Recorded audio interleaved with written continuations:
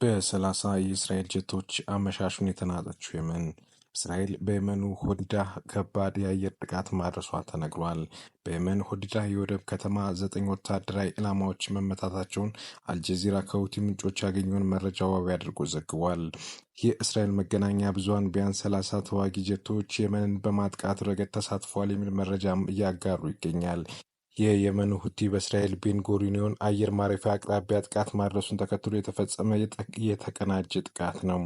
አንድ ስማቸው ያልጠቀሰ የአሜሪካ ከፍተኛ ባለስልጣን እስራኤልና አሜሪካ በቅንጅት የፈጸሙ ጥቃት መሆኑን ይፋ አድርገዋል።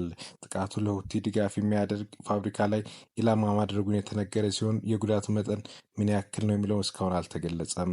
ይህ ዜና እስከተጠናከረበት ሰዓት ድረስ ከእስራኤልም ሆነ ከሁቲ በኩል የወጣ መግለጫ የለም። ጠቅላይ ሚኒስትር ቤንያሚን ኔታንያሁ ለሁቲ ጥፋት አጸፋዊ ምላሽ እንሰጣለን ማለታቸው የሚታወስ ነው። ዘገባው የአልጀዚራና ታይምስ ኦፍ እስራኤል ነው።